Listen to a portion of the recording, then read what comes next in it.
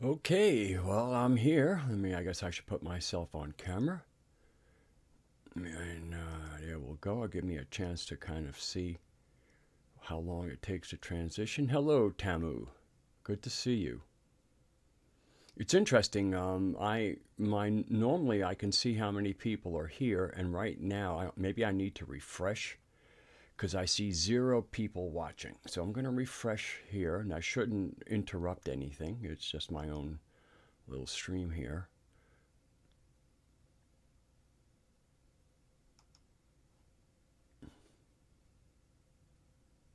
Okay. All right, I should be back online, and now I see that there were 2. So I have, hello, Lee. Good to see you. It was nice to hear you on Nox Mente last week. So, anyway, I'd like to welcome everybody who's gathering at the moment to a blessed Yuletide. Yule apparently is a German word, and it was kind of like late, or December into January lunar celebration.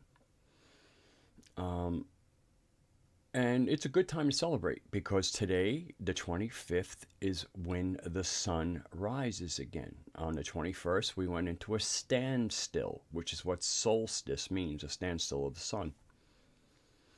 And and then it stands still for 3 days. And on the third day, it rises again. Gee, does that sound like a familiar motif? And on the third day, the sun rises again. So now you know why we have a resurrected mythological personage in Jesus. And not saying, again, the mythos around it, not saying the person is necessarily a myth, although there are books that are, I guess one of the titles is Jesus Mything an Action. A little play on missing. Um, Let me take a look at the live chat. Oh, we got 5. Let's see. Jessica, hello, Jessica. So,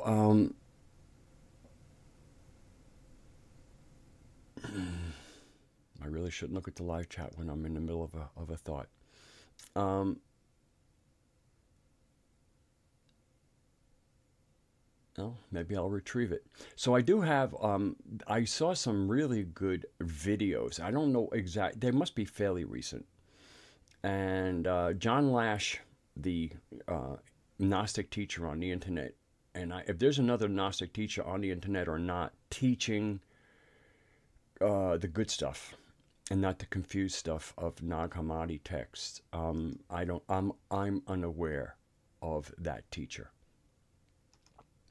And so he's a teacher and a mentor as far as planetary tantra, the Sophianic narrative, reconstituting it, bringing it back to people. Um, so anyway, there's an interview, and it's broken. Apparently, it's one interview. It's broken into 3 pieces. The first 2 are like 32 minutes and 35 minutes, and then the third part of the interview runs an hour and 17 minutes. Some really great stuff, and usually whenever there's an interview with John Lash, generally there's no, you don't see anybody speaking.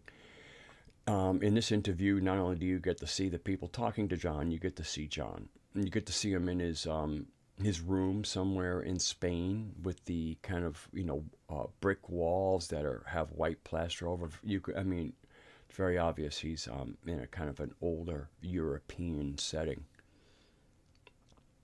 And so these are, I really recommend them. I will put, I guess I can copy them. I put them up on the One Truth. I'll put them in here in my description. I recommend them. And more,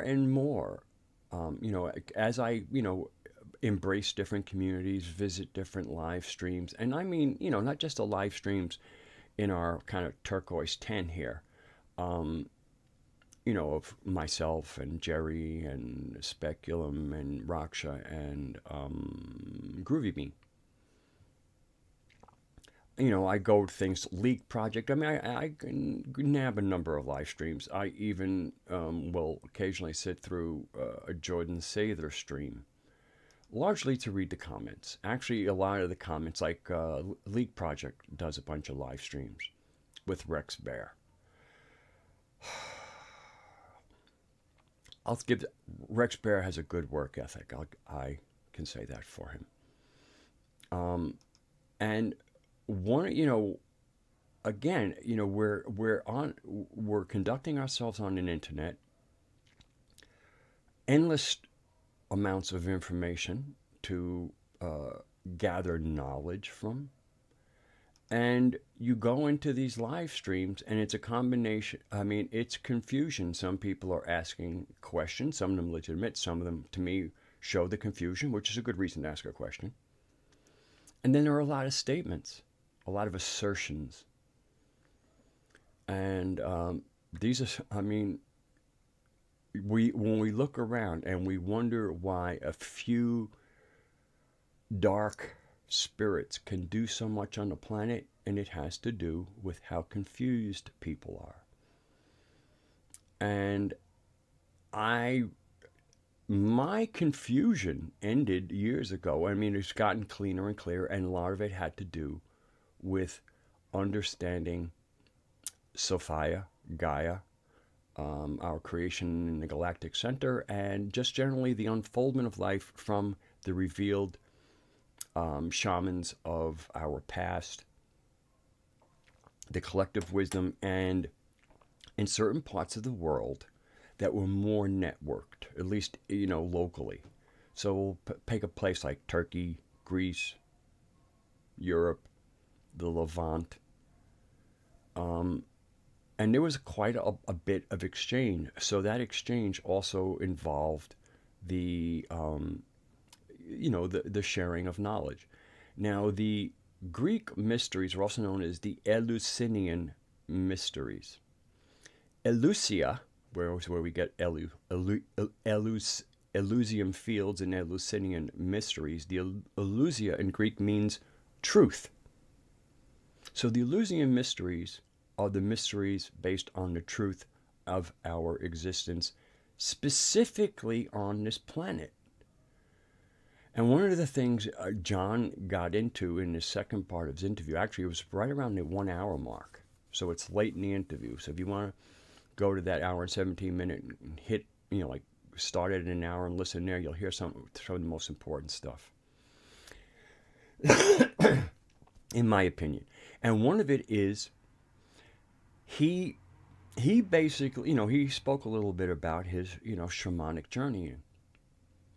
And he basically, and one of the things he mentions about the people he works with in planetary tantra, within the Sophianic narrative, is how the same basic story or experience, because that's really what the mysteries are. It's about having an experience of what you are, what you're tied into, that creates the gnosis, the knowing. That's what gnosis means, the knowing, because you've experienced it, you've been there, you've lived it, and sometimes you've managed to do it multiple times. It is as experience as that you're breathing. I mean, it's gnosis. That's what gnosis is. But the knowledge is meant to, for me, if you want wisdom, then you have to gather knowledge of utility, because it's in the utility that knowledge becomes wisdom of utility. There's wisdom you can sit on. There's wisdom to help you make your decisions. But invariably, if you're not sitting in a cave, you have to act. And that's why wisdom, Sophia, and Thelete, intention, go together. Because wisdom is kind of that you're sitting on something. You're sitting on a repository of wisdom. Now you need action. And action is the intention of your actions. And so one of the things that John, it's the same thing with me. I mean, it's almost like everybody always wants to get to the top. And one of the problems with our archontic programming and you break the archontic programming by getting a new narrative. The narratives that are extant on the planet right now, I don't care if it's the Abrahamic religions, I don't care if it's the fence sitting of Buddhism, I don't care if it's the appropriation by sky gods of the Vedic system. It's all corrupted, and you really you really won't get very far. But it sets up the whole idea of hierarchy. I mean, again, you can tell when the Aryan intrusion hit the Vedic system because the caste system isn't an eternal system. It's only about 2,000 years old. Again, so much of the fuckery in any of the organized religions shows up not so long ago. Like Buddha, 500 years before the current time. If you go into Levant, you'll see the Gnostics going, oh, something bad's happening here. So there is this archontic inlay. Again, as Carlos Castaneda said about the flyers, where the same as the archons, they gave us their mind. And it isn't until you rid yourself of their mind that you can think outside of their way of apprehending the world you live in. And one of the ways you get rid of the archontic installation is finding a new narrative. A narrative that you live within. A myth is something you live inside. You see some people who are we call Bible thumpers. If you read what they say in their comments, they are in the mythos of the Bible. They are in that story. They are living that story in real time. And so that's their reality. You can do the same with another narrative. And that's what John has done. He's brought the Sophianic narrative, the narrative before the current narrative, before the archontic narrative. And so that's why I'm going to do a little reading from John's site tonight, because he has his book, Not in His Image. If you want to read a book about how the Gnostics appropriated the world, its lineage, that's the book you need to read. You don't want to go near the Nag Hammadi text until you've read something like Not in His Image. The Nag Hammadi texts are part and parcel of this confusion. The Nag Hammadi texts are a complete confused mess. And unless you go into them knowing what the original narrative is, you will not be able to pick it out. It's really that simple. So let me check my live chat before I kind of transition. I think a couple times I was going to look and say, how am I doing? And I decided to stay on thought, and I finished it. Okay, anybody I need to say hello to? Okay. I got Nish, Jessica, Lee, and Tamu. Tamu, I really enjoyed the comments you made on the last live stream. You were using some terms that I think you might recognize when I read some of John's work, because he uses Tibetan Buddhist terms and sometimes some Sanskrit terms, because in his multi-decade recovery of what the Sophianic narrative was, he had to go find the pieces, people who had kept part of the original goddess wisdom. And so he was able to pluck them out and come up with something that works really, really well. So let me read a few of the things here. Yeah, I troll them too. I've called, I've commented. This is to Lee. I try to be somewhat respectful because they do have moderators there, and as a moderator myself, I'm not going to go on somebody else's live stream and conduct myself in behaviors that to me are trollish. Even though I don't have a wrench on the Leak project, I have a wrench in a number of places, so I don't consider not having a wrench when I post as some kind of excuse to go full troll. But I say things to her occasionally. We'll say little things. That he asked more questions. I'm not going to call him semi-literate, but his literacy could use some boosting. He struggles with names he reads, especially from when he goes into the Nag Hammadi texts. To me, they're words that are not particularly difficult to sound out, and of course, when you see an I, how to sound it. But there's a difference between, to me, not quite, knowing whether it's a hard or a soft vowel, and then, not being able to just sound out the syllabic chunks that make up any word.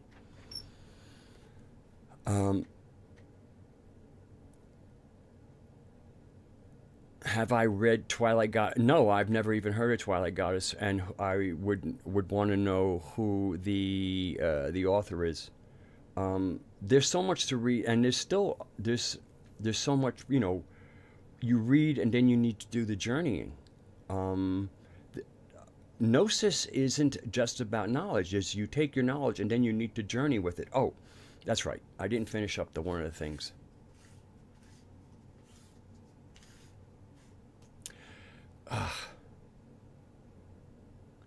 Yeah. Okay. I mean, I'll try and see if I can find something about it. Um, I'll tell you, Tamu, I see very little divine feminine in the world. And actually, I'm about to, actually, as I finish up the story about journeying, um, um, is okay. So I'm very content with where we are and how we are, our cosmic story, our story.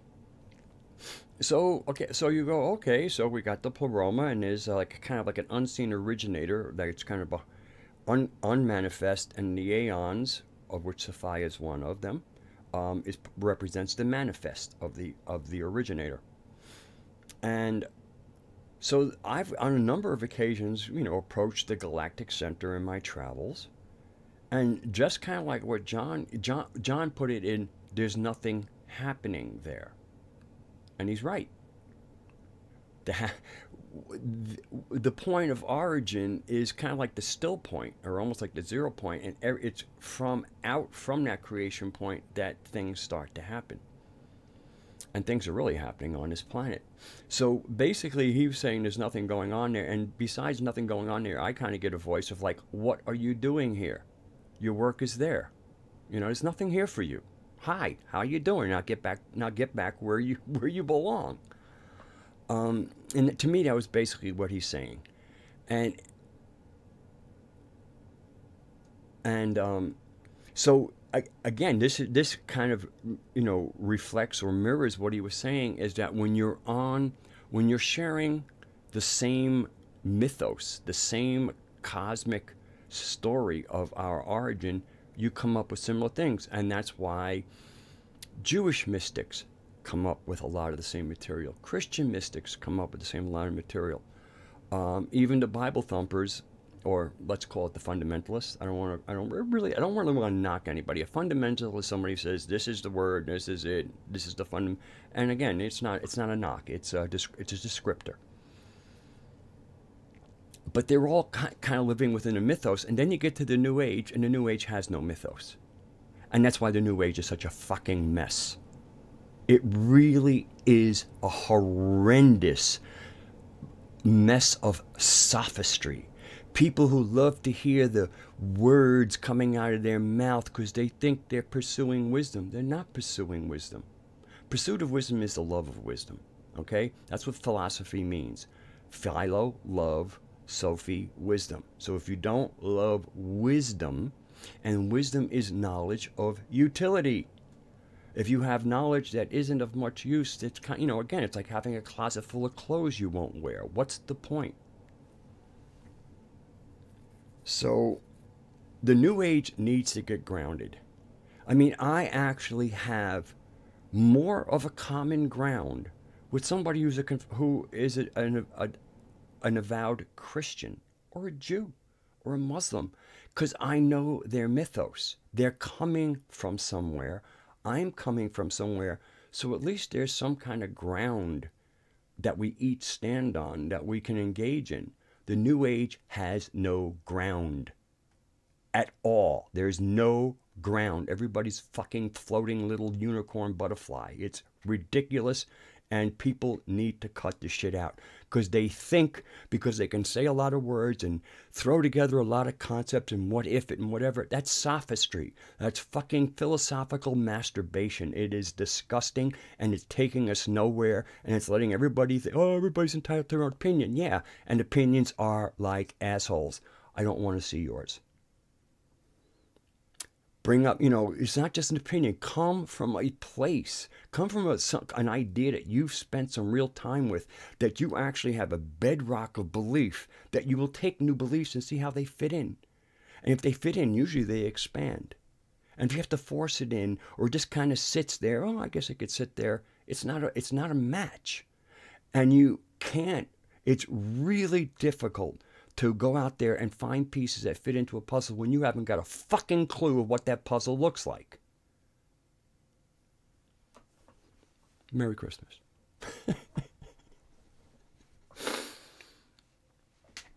Okay, let's read a little bit. Would I say that there is a difference in New Age ideology and this woo-woo with ufology? No, they're part and parcel of the same confused archontic minds, is what they are.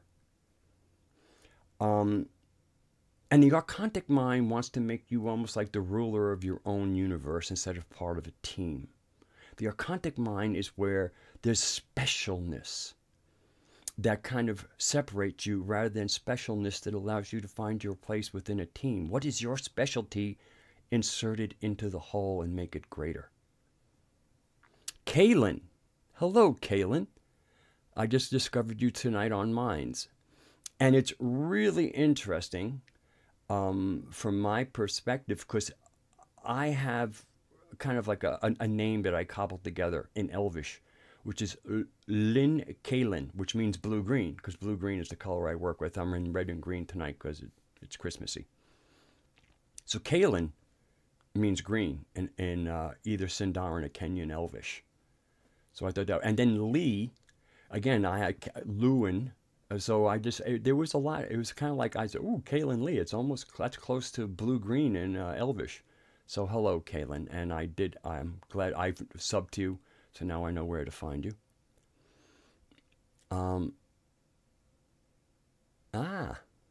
Okay, that's nice. Hopefully it's a Mayan calendar. Just being silly. So anyway, if I seem a little plugged in tonight, it's because, again, we're about to approach a new year. And even though from an Earth perspective, to me, the New Year was Samhain or Halloween. We have a planetary kind of noosphere of people. This, so obviously, everybody recognizes the passing of the Gregorian calendar year as coming up in a few days. So it will be a new year, as the majority of the planet reckons. And you got to take that into account, because we're dealing with consciousness. I'll explain that in a minute, Kaylin. About live streams. If I can, I might have to jump to, every time, invariably, if I jump, I lose my train of thought.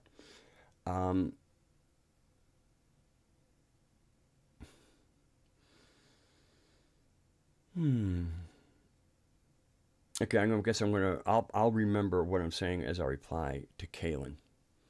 Thank you, Lee, by the way, for jumping in there and addressing Kaylin. Or Callan, I guess it is, as in calendar. So, because that's what the CAH would yield, Callan. Okay, I got it, Callan.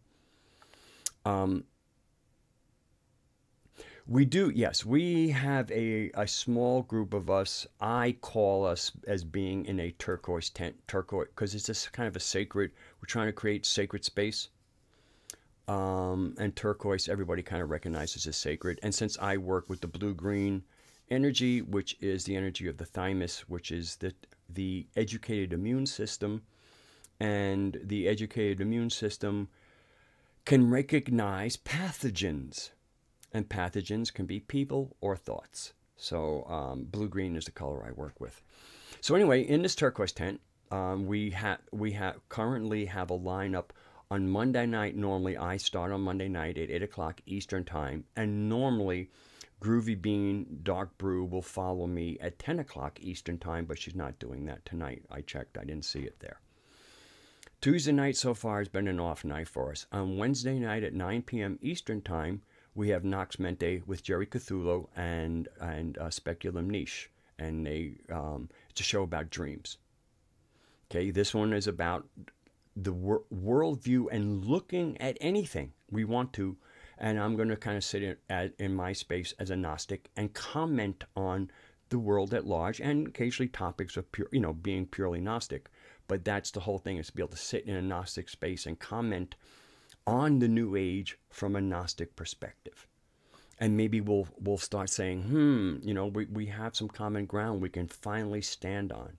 Hello, Vernon. It's a pleasure to see you. Vernon from New Zealand. So it's probably a different day. It's certainly a different day there, I think. And so we have the Dream show called Nox Mente on Wednesday at 9 p.m. At Thursday at 9 p.m. is one of Raksha Moose's. He has various rooms. He has Walking with Nature and Moose on the Loose. He has different shows. And his shows he's on twice a week. He's on Thursday at 9 p.m.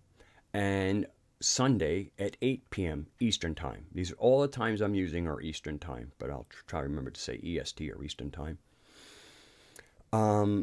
So it's me at Monday at 8, Groovy at 10. These are Eastern Times on Monday. Tuesday, so far, we don't have a show. Wednesday at 9 p.m. Eastern Time, Nox Mente. Thursday at 9 p.m. Eastern Time, Raksha Moose and one of his rooms. Friday usually at 10:22 or whatever number he picks. Sometime after 10 Eastern Time, Jerry has the Hive. Jerry Cthulhu has the Hive. So far, Saturday, it looks like we're about to begin a new program with Groovy Bean on art. That would be at 11 p.m. Eastern Time, 7 p.m. Pacific Time, since that's where she is. And, of course, then we come to Sunday, and we're back to Moose on at 8 p.m., and then Monday starts me again. So far, that's Callan. That's where it is. Callan, we're building the website for the tent, the turquoise tent, as I'm calling it. Who knows? It might be called something else. And so basically, I could add the links, but I don't want to break my train of thought at the moment. The names you would want to look for. So you found Mod Wiz. So now you found one of them. Then you would want to find Groovy Bean Dark Brew. So I can type that in here. Okay, that's one. That's a YouTube channel. And then we have Nox Mente. So again, you can just kind of put these in the YouTube search engine, and then you can subscribe if you want. I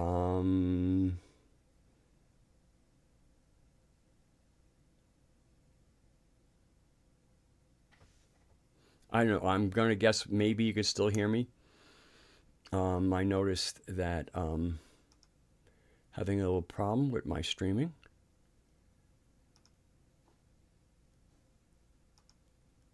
Or maybe it just looks like something went a little crazy. Oh, I know what probably happened. I think I hit a C. Okay. So we have Groovy Bean. We have Nox Mente. Let's see. Where?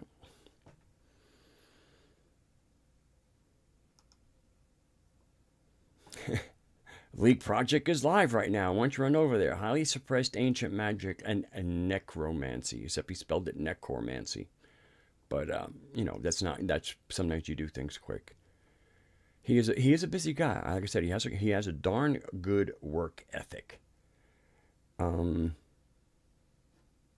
Okay, good. Thank you, Niche, for putting your link in there.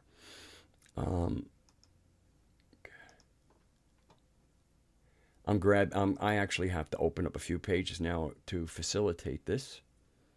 Interestingly enough, I actually, over the week, I shifted again over to over 1,000 subscribers. And one of the things that they actually asked me as I was setting up tonight was, do I want to enable live chat? Live chat means that people can donate money. So it is something I I could enable, but at the moment I'm not in the mood for going there at all. Okay, so here let me get Raksha Moose's thing here. Where am I? There we go. So here's Raksha. All right. And I can grab Groovy Bean. Here she is. Live dashboard. All right, there's Groovy. And then I'll grab Jerry Cthulhu. And that's for the Hive, Jerry Cthulhu. So right now, so I guess that is the 5 of us. This is Mod Wiz, and then there's Nox Menti, and okay, and then I think Raksha Moose. Anyway, if you click on it, they're all there. I didn't put the names. I just put up their listing.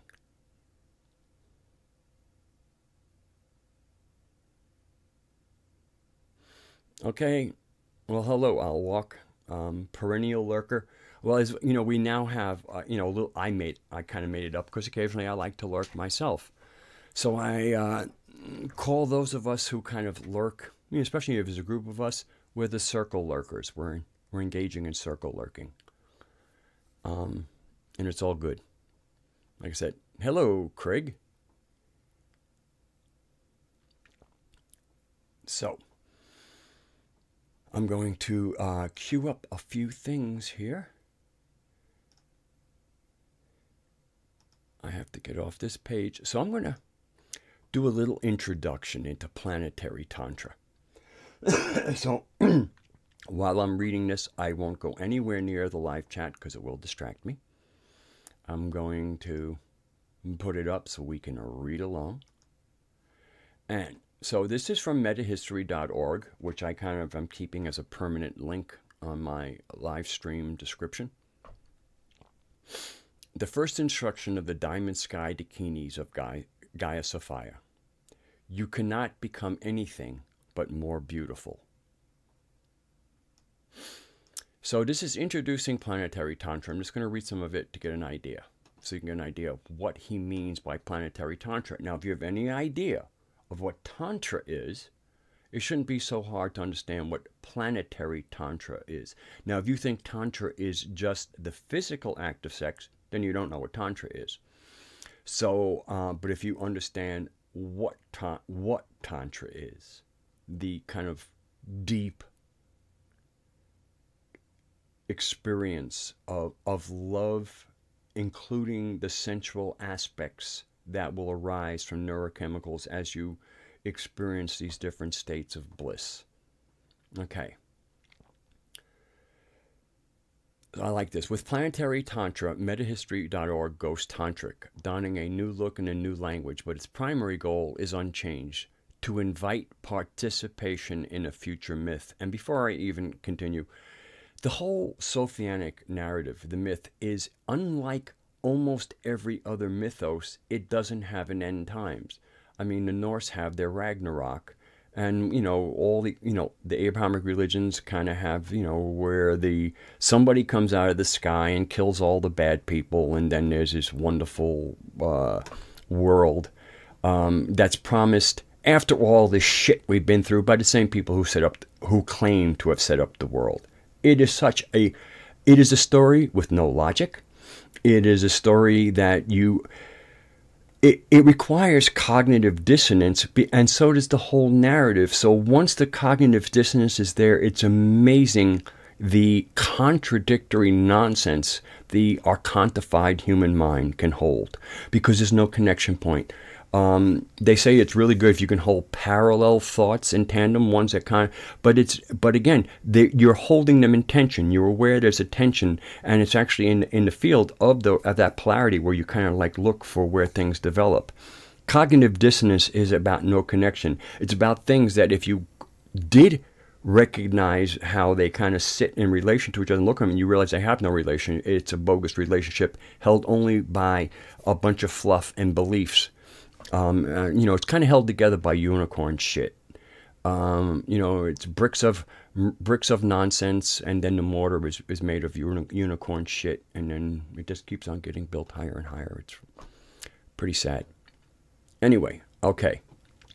So the Sovianic narrative is a narrative in process, and it is entering into the collective dreaming of our Divine Mother, of the wisdom goddess. It's in that once we enter into collective dreaming, we then begin to create a world on the earth that is of the earth and not of this sky insertion. Okay. The conversion of the site signals a passage from invitation to invocation, a call to make love interactive with the supernatural magic of the living earth, Gaia. What is planetary tantra? Rapturous immersion through desire and imagination in the dreaming power of the earth. It is the most intimate way of bonding with the planetary animal mother, Gaia. Planetary animal mother is a term that gets used fairly often in the talks by John. He sometimes refers to her as PAM, an acronym for planetary animal mother. Planetary Tantra is a single impulse continuum. The origin, path, and goal are one. The main requirement for entering this experiment is a profound love of pleasure. Love as such does not determine the course of experience in Gaian Tantricism, but the love of pleasure reveals and engenders the many pleasures of love. This impulse is hedonic and voluptuary, extravagant in moods and desires, and the body is its instrument. The setting for it is the energetic field of the living earth. That particular paragraph there is powerful and and has much to reveal. But as you know, once again, when I read it, I'm looking at it from a Gnostic mind. If I were to look at that same thing from an archontic mind, which does not teach us anything about our chakras, and when they do, it's often seen, again, it's seen as a hierarchy. How many people do we hear who do know about chakras? It's all about opening the third eye. Why? Because the third eye is one of the high, it's right, it's one of the high chakras. You need to open your heart. Here, in the center, the heart's the center chakra. And again, it's this hierarchical, archontic thinking that fucks everything up. We think in terms of pyramids rather than spokes and wheels and hubs. And that's, so if you're not thinking as a hub, spokes, wheels, and kind of like the perimeter being what would almost be like the membrane of a cell, that's how you need to think. The moment you're thinking hierarchy, you will get stupid. Which is why people think it's more important to open the third eye than to open the chart. Why? Because the third eye is the sixth chakra, the heart's only the fourth. And in hierarchical, fucked up, archontic thinking, 6 is higher than 4, so that means it's better, right? What are you going to do with minds like that? Can we explain it? I guess that's what I'm trying to do. But it gets really frustrating, because it's one thing to go out into the people that watch TV land. Oh, that's right. It's actually most of the new age too. Because when I get in there, what do I hear? I hear about characters in TV programs. I hear about characters from Hollywood. People are living in archontic myths put out by archontic myth makers. And that's TV and movie script writers. These are archontic storytellers. And so many people are sourcing their supernatural from the storytellers, the people who actually want us walking away from what is our true heritage. Let me read another thing and then I'll get back in the live chat. So anyway, this is a really powerful paragraph. But if you do not understand the chakras, if you do not understand love as something in the heart and not all that other stuff, and this can get really, it's funny, it's simple, but this kind of presupposes that you have explored the consciousness of your chakras, understand them as discrete units and how they work as a group. In other words, just like how to compose chords, even. You have single notes, and one or more notes creates chords. And you have to understand your notes, or you don't have chord, or you might stumble on a chord. But you might stumble on a pretty chord. You might stumble on a pretty ugly chord. But again, it's stumbling. And sometimes when we stumble on something, we look at it and we discover it. Sometimes we just stumble and all we do is curse our stub toe. So even stumbling onto things, our own attitude upon that kind of behavior is important. Okay. One more paragraph, then back to the live chat. The love for pleasure is a cosmic impulse so vast and consuming that it would wreak havoc if not balanced by another impulse, the love of handling power. Not the love of power, but of handling it. Tantra is a way of handling power, especially the power of attraction, mood, mania, inspiration, including any emotion, positive or negative. Power in tantric terms has nothing to do with authority or exercising control over others or similar forms of patriarchal domination. Gaian Tantra is the antidote to the male control disease that infects humanity at the close of the Kali Yuga. If the genuine love of pleasure guides human morals, the sick pleasure of wielding power over others cannot prevail. One more. In Hindu traditions, the goddess of mysticism, the practice of handling power was called Shaktism, after Shakti, power, pure energy, dynamism. Shakti is understood to be exclusively the power of the divine feminine, the goddess. So, Tantra is the practice of handling goddess power. To be precise, it is playful, experimental, dynamic of power sharing with the goddess whose body is the earth.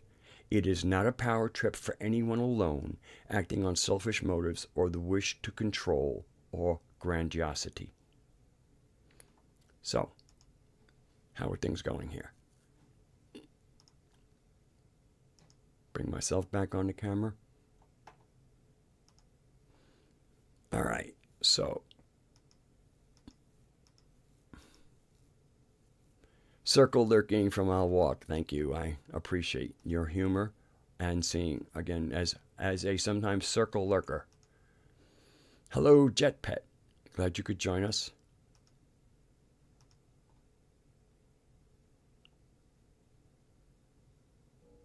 So this is like really a thing. I'm glad that that the two handfuls of people that we currently have here are here, and I was and depending on the energy at the end, my own energy, I was playing with the idea of doing a offline campfire. I did one campfire a few months ago, and a campfire is kind of like a sacred space. I actually have a little GIF and make it seem like a campfire, and I do it in a Zoom setting so that everybody can kind of be gathered around the fire and then sharing information.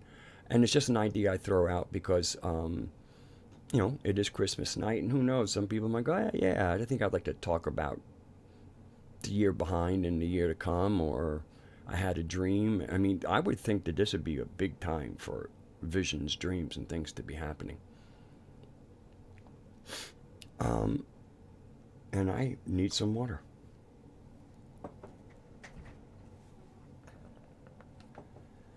And I'm going to pour it into my cup instead of my normal glass bottle. Ooh, I'm almost out. Okay. Well, here's how I would do it. I'm going to put, okay, so what I'm going to do is, this is my email address that I'm going to put here.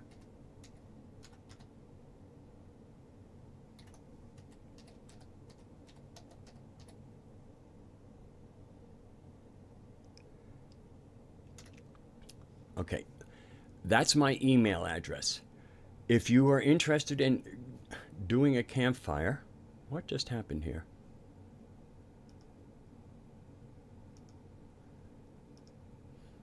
Okay, I guess I have what is, okay. I'm having a little problem with my things. Apparently, if I hit certain things, I create a transition, but I'm back. Anyway, so that's my email, okay? modwiz@gmail.com. If you're interested in the campfire, send me, say, I'd like to be there. Okay, Jessica, so what you would do is, again, just, send me an email that has your return address on it. And it looks like I'm going to have at least 3 people. That's a good enough reason for me to set up a Zoom meeting. And then what I'll do is, since I will reply to you, I will set up the meeting. We'll go, I might go 2 hours if it starts petering down here and we're going, hey, let's just like have a conversation. I can always close this down early. And then what I would do is it would take me 2 or 3 minutes to set up a private room that only people with the code can get into, and each person who sent me an email, I would send you that link. If you haven't used Zoom, it's pretty, again, if I send you a link and you go to the Zoom, there's a little code there and you enter into it. And I'll keep my email open during that, and we can get anybody in there. So that's how we're going to do it. You email me, and when we end the show, I will then email you the invitation with the code. My Zoom room will be open, and as you go, you can go to, I think it's Zoom. I'm going to put another link here. Give me a second.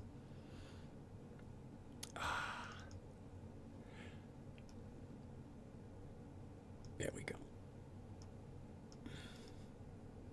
And basically what it does is, it'll ask you, it's going to usually use your,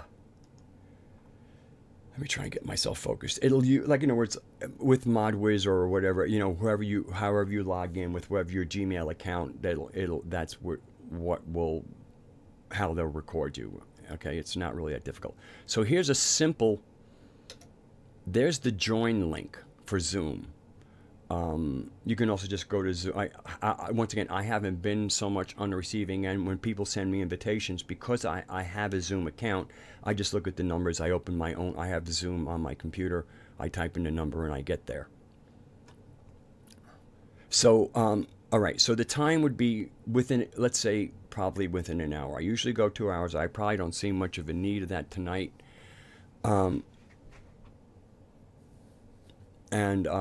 So basically, when this live stream ends, I will set it up. It'll be like a 5 to 10 minute transition time, 10 minutes at the most, as far as for me scheduling it, and it'll be called the campfire. So you'll be getting an invitation to the campfire from me.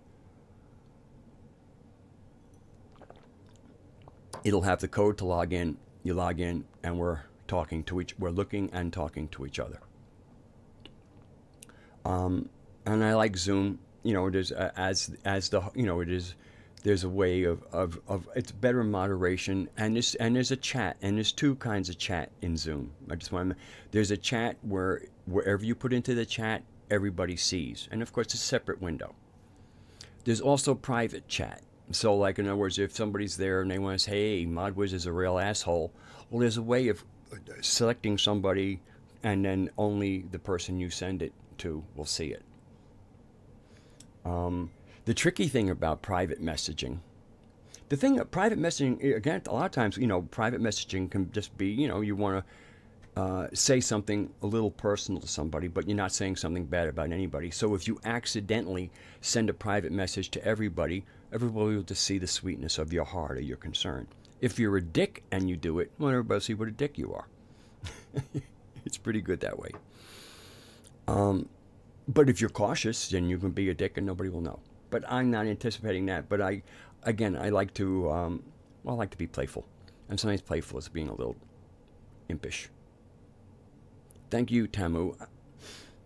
And so, and I thought, I thought that a Christmas or Yuletide, this is really a special time of the year because today, tomorrow, the day might be a minute longer, but it'll be longer than today was.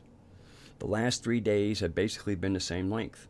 Now they begin to get longer, and I like that. I have a little bit of my cigarette. Don't mind me. I kind of use a little bit of a brass fitting cigarette holder.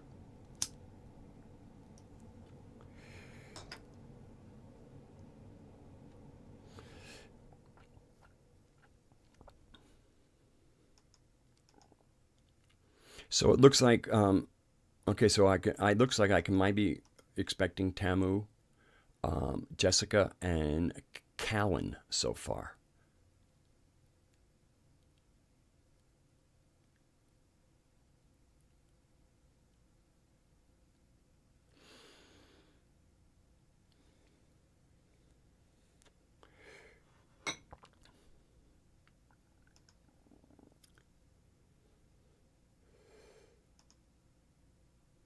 One, two, three, four. It's interesting. There's 10 people watching and 5 participants. So that means we have a circle lurk of 5. We have half and half of participants and circle lurkers. Hello, circle lurkers. Make sure not to slip.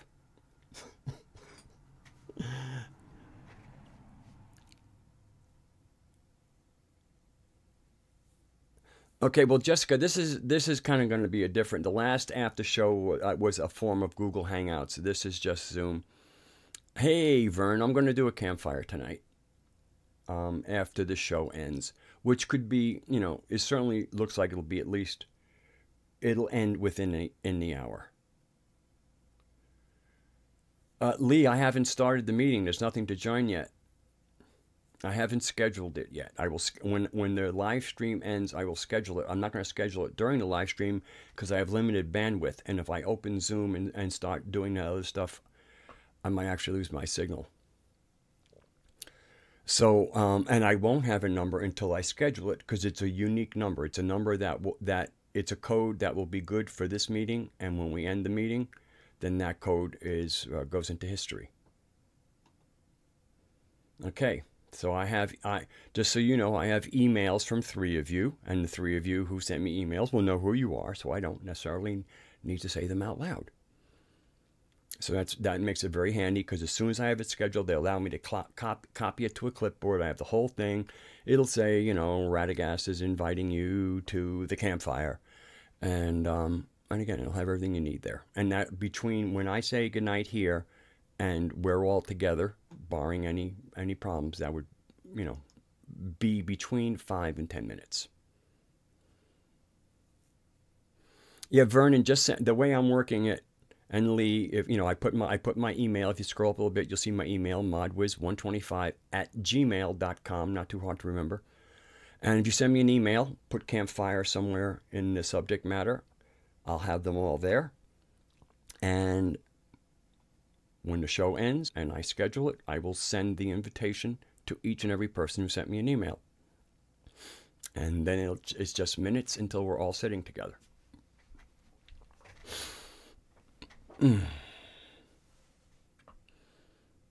So let me ask a question: how's everybody doing this night? I hope this has been a good time of the season for you.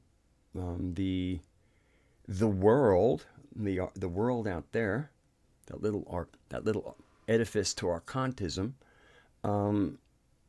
puts a lot of stress on what is should be one of the lesser stressful times of the year because we're entering winter. Winter is a time of rest, not a time of hustle and bustling. You might have to go out to the woodshed and get some wood to stay warm, but you should have had all your wood cut up when it was nice, and all you have to do is grab an armful and bring it inside and enjoy the toastiness.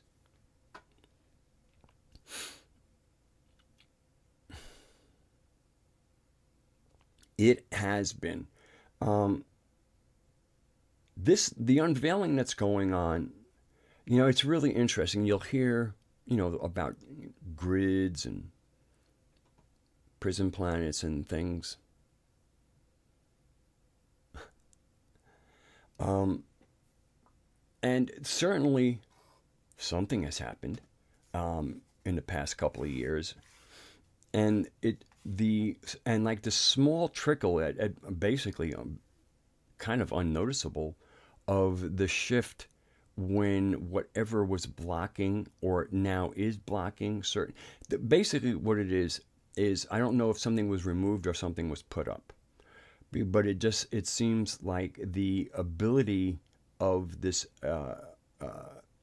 of their mind to influence the human mind seems to have been negated. Um, so now, for anybody looking to unravel that spell, it won't. As you unravel, it won't unless you are part of it. But no, there's no kind of counterforce to undo the work you do. Now, as you do the work, it can be progressive, and as long as you are not re-raveling yourself, you should be able to get somewhere. And I think that it all became part of who is the they and their mind. I'm using that would be the archons, the demiurge, the angelic mafia, the archon angels, and that group. Which, I mean, again, the archon angels would be the kind of the cream of that shit stew. And then you have kind of like lots of locusty type of manifestations, but that's not important. The there in their mind comes from something in the Carlos Castaneda works, mythos or not, but when he was speaking to the character Don Juan and asked a certain question, he said that is the topic amongst sorcerers, or what they call their kind of shamans. And the fact is that there is a parasitic predatory energy that lives in the solar system with us. Actually, it created the solar system, but that's really getting out of there right now. And that basically the phrase that was used is they, the archons, the predators, gave us their mind. In other words, rather than the holistic and the ability to keep it simple, their mind is baroque, complex.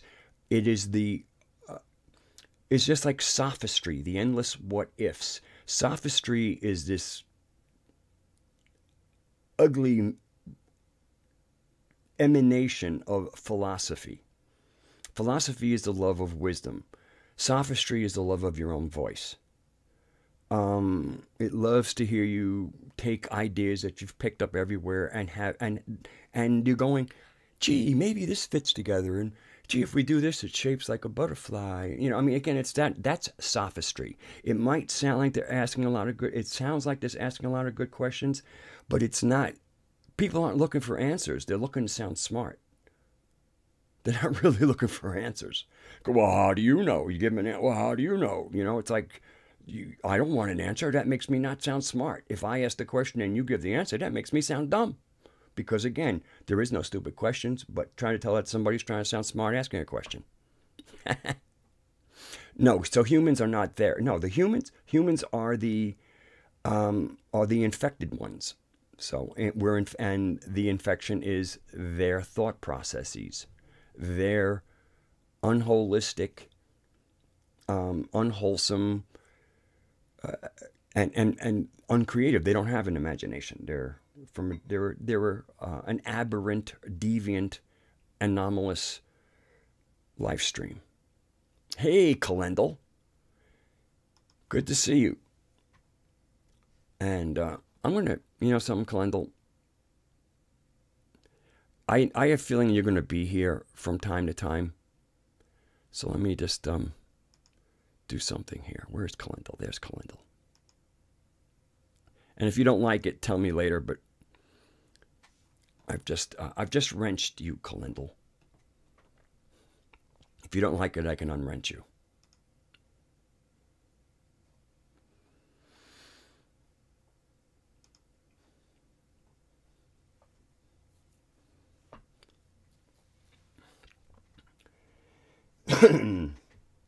So, yes, Callan, the Sophianic narrative, the Gnostic narrative, is that there is the original way of being on the planet, Gaia, Sophia, the Divine Mother.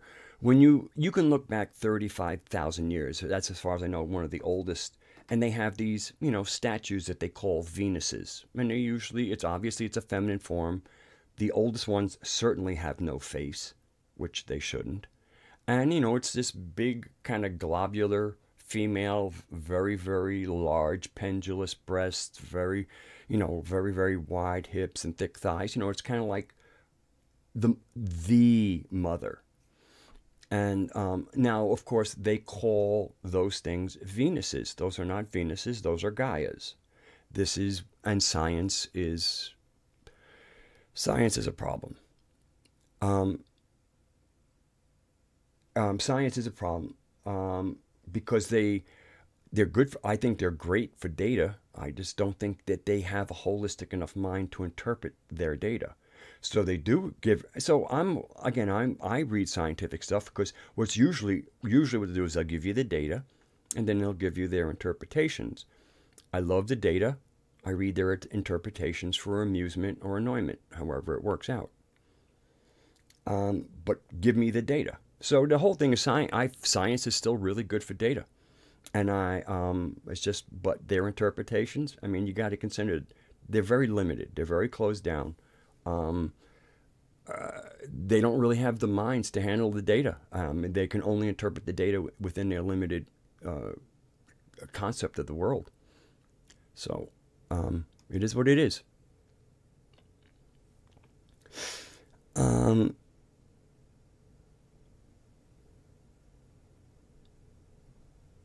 So let me see if I maybe get back to planetary tantra. Do a little more reading. I did say I would finish. I have to look it up. I guess I can always. I want to finish reading the poem I began last week called "Thunder Perfect Mind," but I'm going to read a little bit more of this planetary tantra stuff.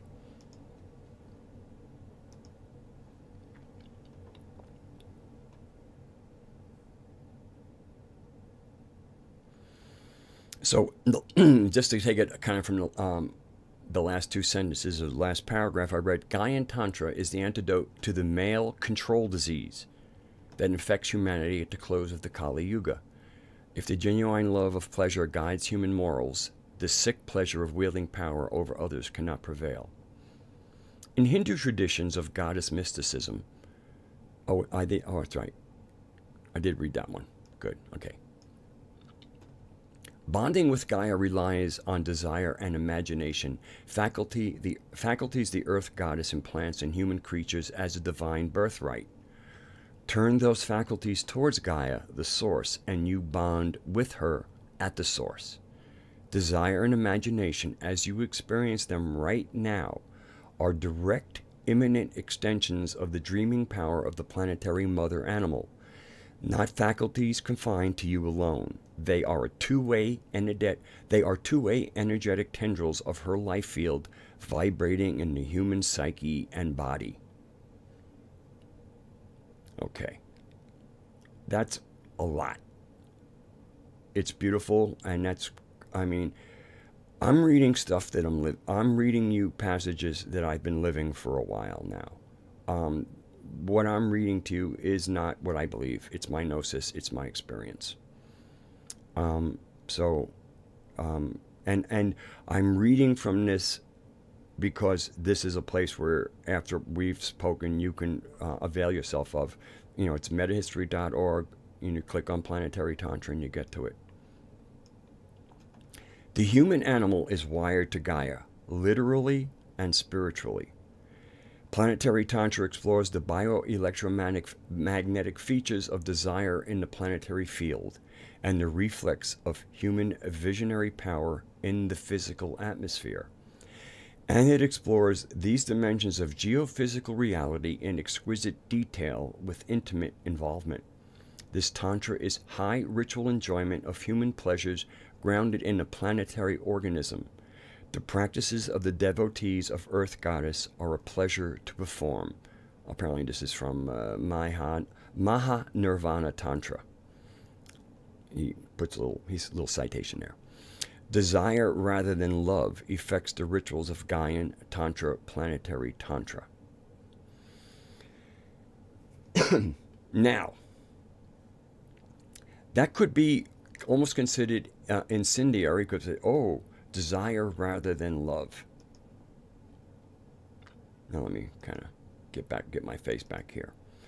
Desire rather than love. That sounds almost dangerous. When we realize, when you look at the behaviors of ourselves and others, the primary motivation that moves us towards anything is desire. If we bring love along with it and make sure that our desires have a wholesomeness to them, then desires cannot lead you astray. If your desires are unwholesome, it can get tricky. So now we come back to, from my perspective of knowing your chakras and how to do chakra hygiene. Because when they're messed up, you'll be messed up too.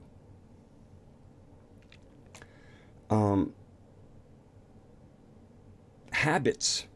One of the most powerful behaviors, in the way humans are their behavioral patterns, their habits. Those habits basically form along desire lines. So to take something that seems like drives everything, which is desire, and then to couple that with wisdom, then we can get good results. And so there's a lot of wisdom in understanding the desire body. And to me, it clears up when, again, the two primary emanations, the syzygy of the male-female counterparts is wisdom and intention, Sophia and Thelete. So intention and desire are really pretty much tied together. To me, intention would be the understanding, the wholesomeness of a desire. In other words, a desire that is wisdom-based.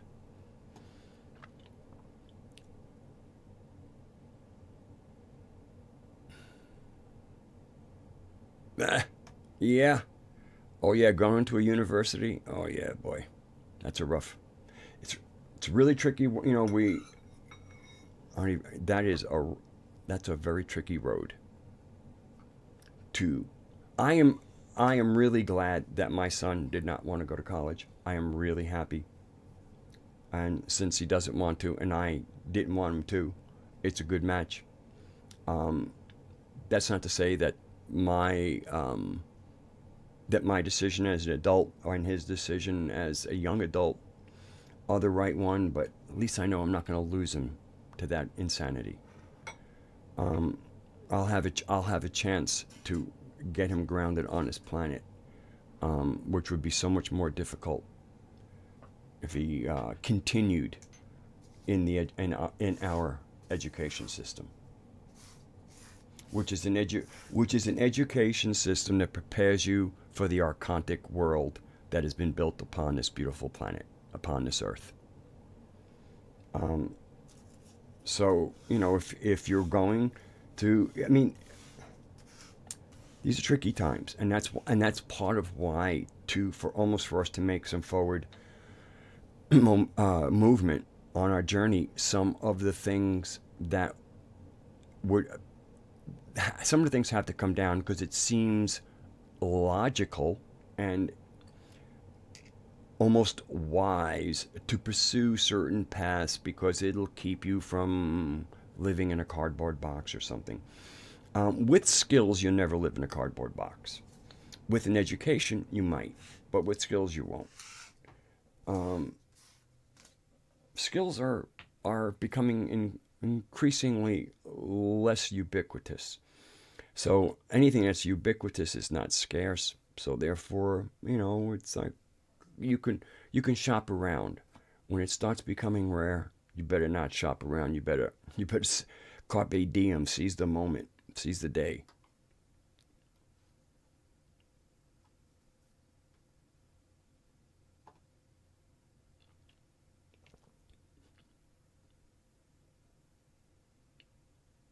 It's funny. I'm reading from the live chat and I'm seeing the word Ivy League.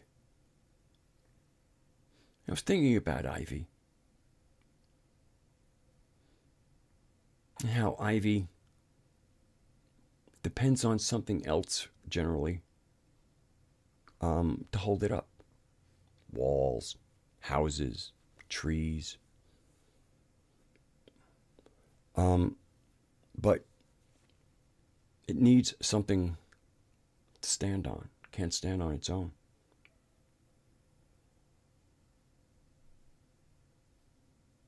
Ivy League. What are they trying to tell us?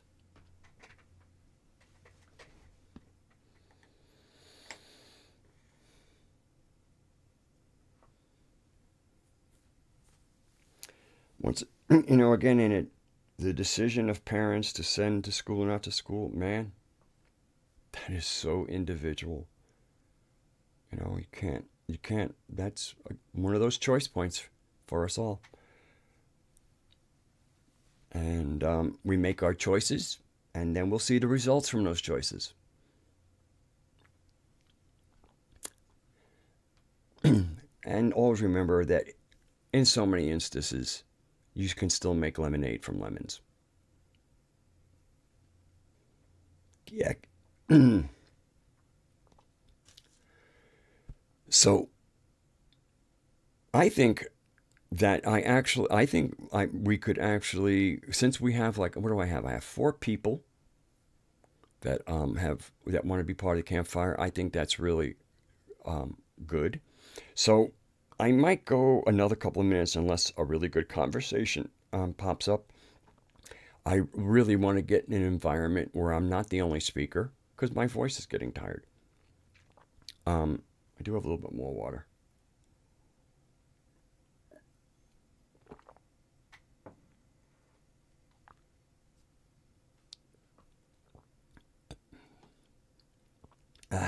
Okay, so let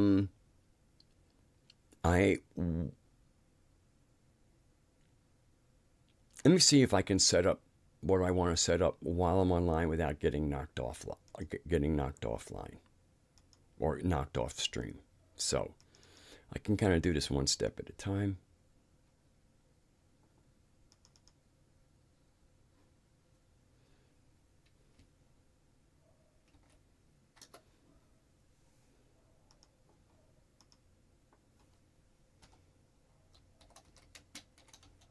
Well, so far, if I'm still on, we're doing okay.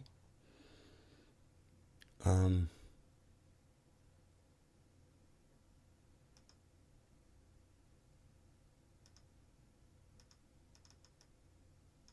going to set this up for 9:30 p.m. our Eastern time, so that's in 16 minutes.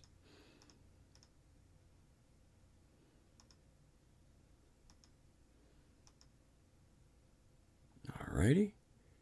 Okay, looks like this is going to work.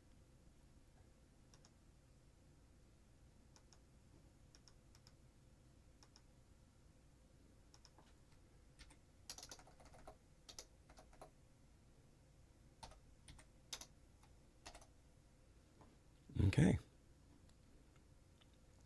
I'm going to make the meeting ID, I'm going to bold it, make it bigger so there's no confusion. It's going to, I mean, again, it's all in one font. It's in Times New Roman 12. The meeting ID is in Times New Roman 16 and bolded. It'll say meeting ID. There's 9 numbers there. So it'll be really easy to read. And I mean, there's a lot of numbers. It says by phone, do this, blah, blah. The meeting ID for the Zoom software is in bold and it's larger than anything else. It jumps out of the page, as they might say in art, or it pops. Okay, so I'm back there.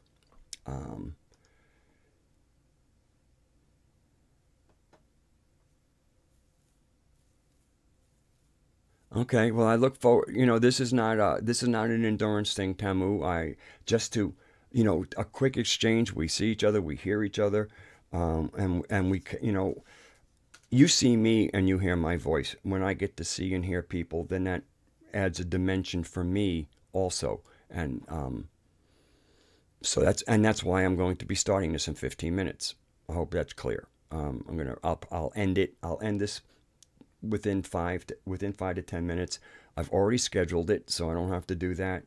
And actually, I can send out these emails right now, knowing that if you go there before I open it, you won't get in. Okay, that's all. That's all I ask everybody to understand is that until I open the Zoom room at 9:30. You can try and get in, and it'll sit there and wait. And when I open the room, it'll let you in, so you can know that also. All right. So,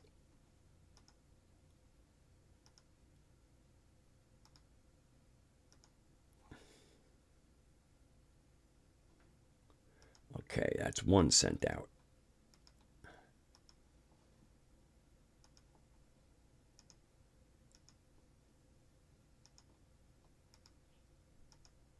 That's two.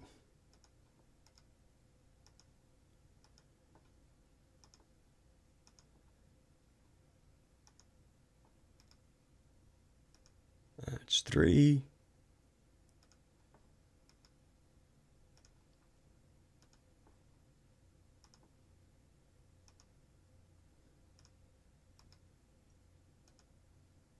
Okay, I've sent out all 4 invitations.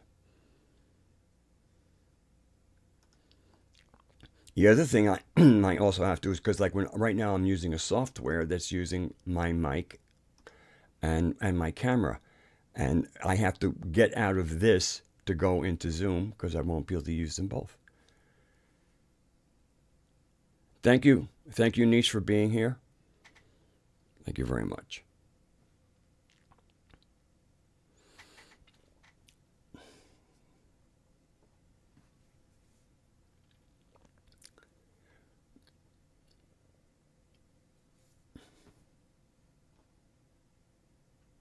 Okay, so planetary tantra. I'm going to finish up with a little. Oh, give me a second to find that. I'm going to mute my mic.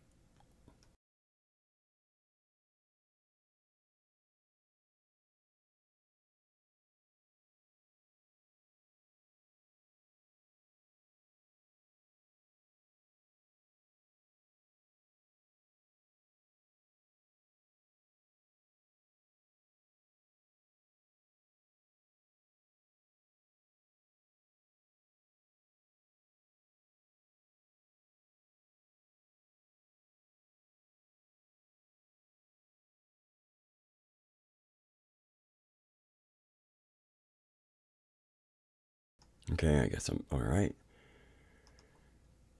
Okay.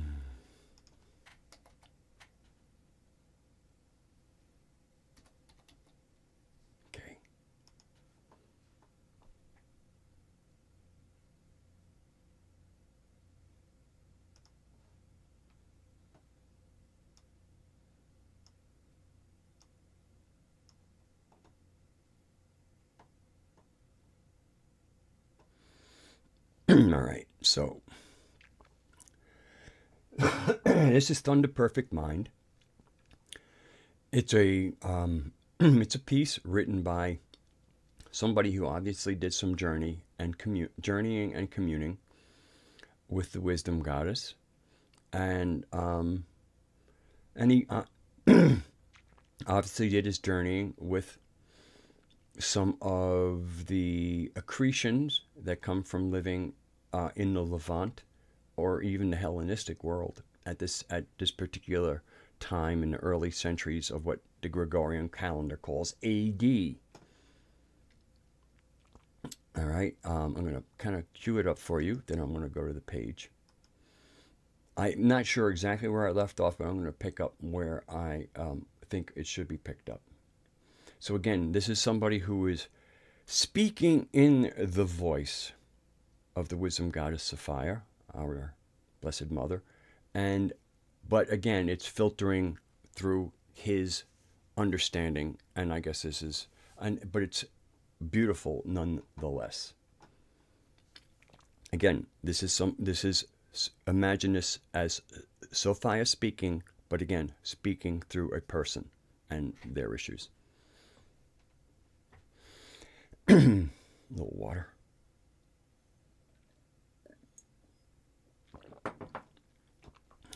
For I am knowledge and ignorance. I am shame and boldness. I am shameless, I am ashamed. I am strength, I am fear. I am war and peace. Give heed to me. I am the one who is disgraced, and the great one. Give heed to my poverty and my wealth. Do not be arrogant to me when I am cast out upon the earth, and you will find me in those that are to come.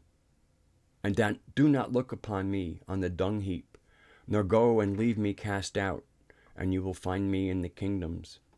And do not look upon me when I am cast out among those who are disgraced and in the least places, nor laugh at me. And do not cast me out among those who are slain in violence. But I am compassionate, and I am cruel. Be on your guard. Do not hate my obedience, and do not love my self-control. In my weakness do not forsake me, and do not be afraid of my power. For why do you despise my fear and curse my pride? But I am she who exists in all fears and strength, in trembling. I am she who was weak. I am well in pleasant place. I am senseless, and I am wise. Why have you hated me in your counsels? For I shall be silent among those who are silent, and I shall appear and speak. Why have you hated me, you Greeks? Because I am a barbarian among the barbarians? For I am wisdom of the Greeks, and the knowledge of the barbarians. I am the judgment of the Greeks and the barbarians. I am the one whose image is great in Egypt, and I am the one who has no image among the barbarians. I am the one who is hated everywhere, and who has been loved everywhere. I am the one they call life, and whom you have called death. I am the one they call law, and you have called lawlessness. I am the one you have pursued, and I am the one you have seized. I am the one you have scattered, and you have gathered me together.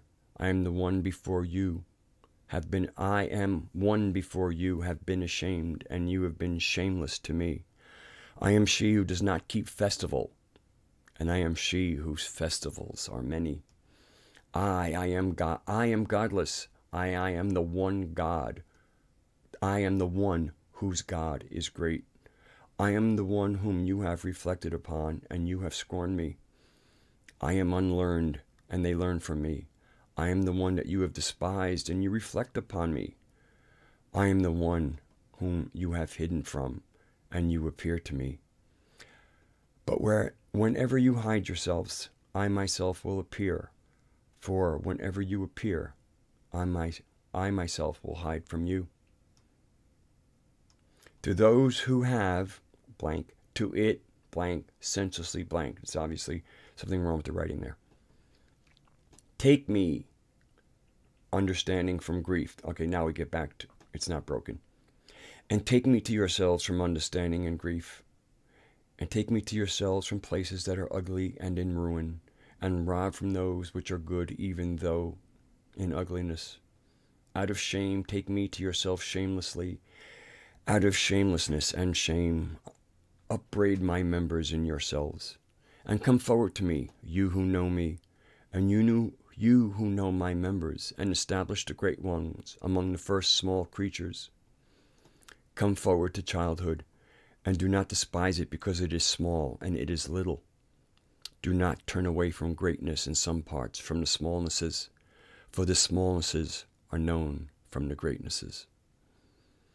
Why do you curse me and honor me? You have wounded and you have had mercy.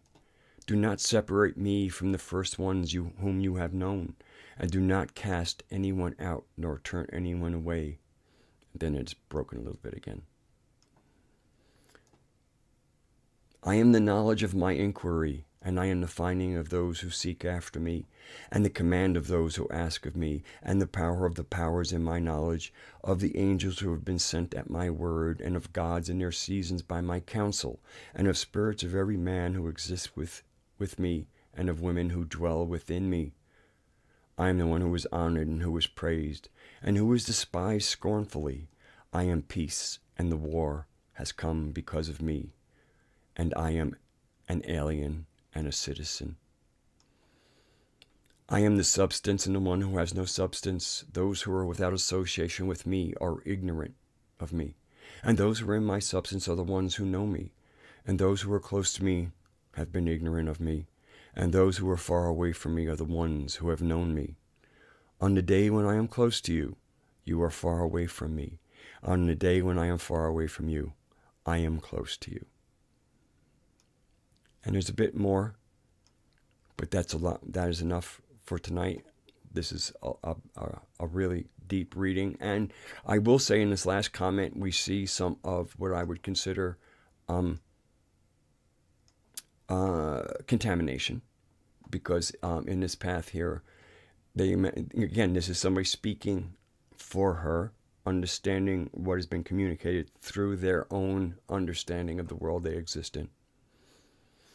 And they speak of the angels who have been sent at my word. Gnostic literature has no angels. There are no angels for the Gnostics. There are many great beings, but the whole angels and angelology, that is uniquely archontic, because they come from the archon angels. So anyway, I'm going to kind of switch back so I can say goodnight. Here I am. Let me get back to the live dashboard. I see I've got some. All right, so anyway, I am going to say goodnight, and I'm going to open up the Zoom room, and I will see you there. So thank you very much. Again, this might be a little bit play, but I enjoy honoring you all for your time and for being here. And I'll keep my email open, because I can do that. And if anybody changes their mind, other than the four who I've sent the invitation to, send me an email, and I'll send you the invitation. And with that, take care of yourselves. Stay sane. Have a continued blessed Yule season and a good night. And see you next time.